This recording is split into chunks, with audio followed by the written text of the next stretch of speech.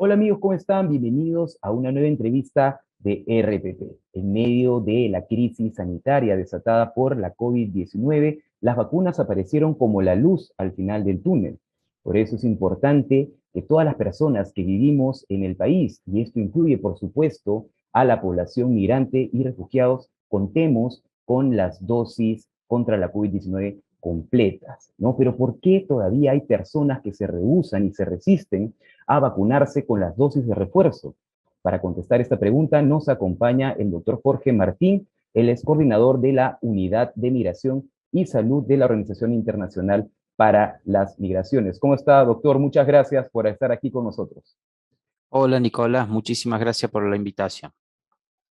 Bien, doctor, para ir súper al grano, ¿no? Muchas personas todavía piensan que tener solamente dos dosis ya, o sea, contra la COVID-19, ya las protege y creen que son inmunes ante la infección, a desarrollar un cuadro grave o incluso a ser prevenidos frente a la muerte, ¿no? A causa de esta enfermedad. Pero sabemos que en realidad no es así. Por favor, ¿podría comentarnos y explicarnos también por qué son importantes las dosis de refuerzo?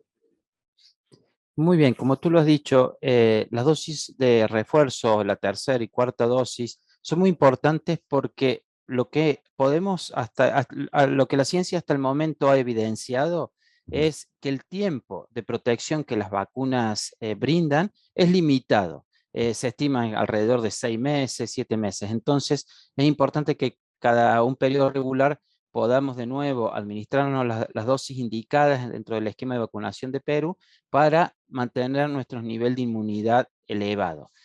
Las vacunas han demostrado ser una de las herramientas, tal vez la herramienta que mejor protección nos brindan, que evitan la propagación, los contagios en la comunidad y que nos protegen de tener formas graves, hospitalizarnos o morirnos por la enfermedad de COVID. Por eso es muy importante que mantengamos ese esquema de vacunación a lo largo del tiempo.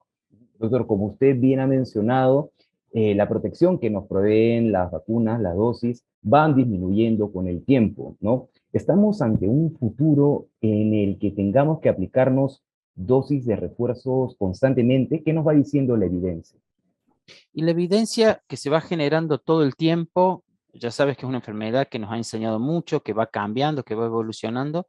Eh, Hasta la fecha lo que sabemos es que cada 6 meses, 7 meses tenemos que aplicarnos y probablemente esto se prolongue en el tiempo. Hoy se habla de aprender a convivir, aprender a vivir con esta enfermedad. Y parte de vivir con esta enfermedad significa, por un lado, mantener ese esquema de vacunación al día, especialmente para las personas más vulnerables, es decir, para los adultos mayores, aquellos que tienen inmunocompromiso, alguna otra enfermedad asociada, pero también la vacunación es muy importante y de alguna manera mantener las medidas de prevención que todos conocemos muy bien, el uso de la mascarilla, el lavado de manos, el distanciamiento físico, especialmente en los momentos donde las tasas de contagios aumenten en el lugar donde vivimos. Como usted bien lo ha mencionado, es importante, es crucial, ¿no? Que todos y todas nos vacunemos contra la enfermedad. Sin embargo, las diferentes brechas sociales que existen actualmente, sobre todo aquí en el país, han hecho que diferentes poblaciones vulnerables, entre ellas la población migrante, no haya tenido el mismo acceso a la vacunación, a una vacunación ideal. ¿No es así? Así es, eso es muy importante lo que mencionas, porque tenemos que mantener el concepto de comunidad, de cuidados colectivos. Es decir, si yo me vacuno está muy bien, yo me voy a proteger, pero si mi vecino, si otras personas no lo hacen, mantenemos la posibilidad de que esta enfermedad siga dispersándose, siga propagándose y obviamente siempre existe el riesgo de volver a contraer la enfermedad. Entonces, el concepto de cuidados colectivos, de cuidados comunitarios, en el que todos, sin exclusión, especialmente las poblaciones vulnerables, que a veces son los que más expuestos están a la enfermedad, puedan acceder sin ningún tipo de discriminación a la vacunación en los centros de vacunación. Y lo importante ahí es considerar a esta población que bien tú mencionaste de migrante y refugiado, independientemente de su estatus migratorio, es decir, si tienen o no tienen papeles. Exactamente, ¿no? Ahí, doctor, quisiera aprovechar la oportunidad para preguntarle, ustedes como Organización Internacional para las Migraciones, han identificado casos de discriminación en contra de la población de refugiados y de migrantes al momento de acceder a las vacunas? Yo creo que hay que destacar que a lo largo del tiempo el acceso a la población migrante, por ejemplo, y refugiada ha ido mejorando y los niveles de vacunación para esta población en términos generales son muy altos y eso es precisamente porque se fue mejorando ese acceso, por un lado por la predisposición de las autoridades, pero también por todo el trabajo que las organizaciones de asistencia están brindando, inclusive la Organización Internacional para las Migraciones.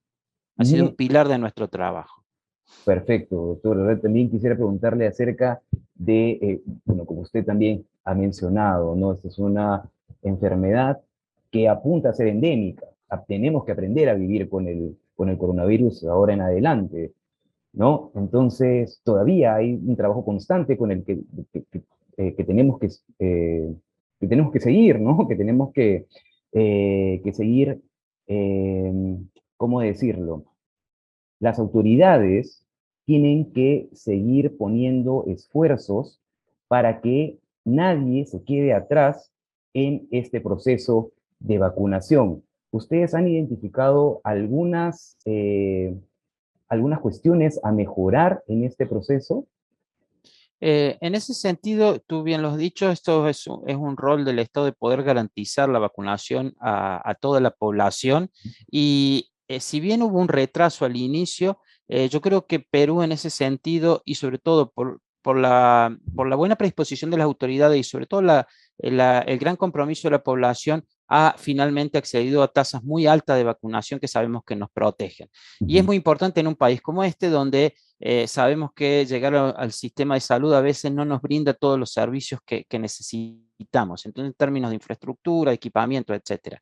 En ese sentido, parte de nuestro compromiso como organización es apoyar, lo hemos hecho desde el inicio de la pandemia, y es apoyar a las autoridades de salud a través de la dotación o de donaciones de equipamiento biomédicos, de insumos, de equipos de protección personal para el personal de salud y también de ambulancias para facilitar el traslado de pacientes. Entonces, por un lado, con el compromiso de las autoridades, el apoyo de las organizaciones que trabajan en esto y fundamentalmente también en la sensibilización de la población, creo que finalmente vamos a ir, como tú dijiste bien al principio, encontrando esa luz tan necesaria al final del túnel.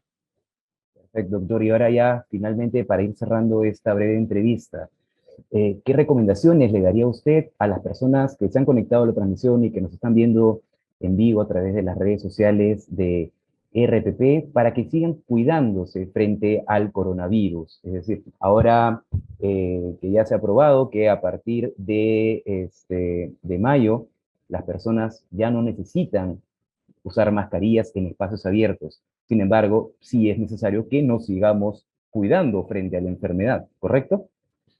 Así es, como tú lo dices, la pandemia todavía sigue presente a nivel global. Sabemos que hay países en este momento en Asia que están siendo gravemente afectados.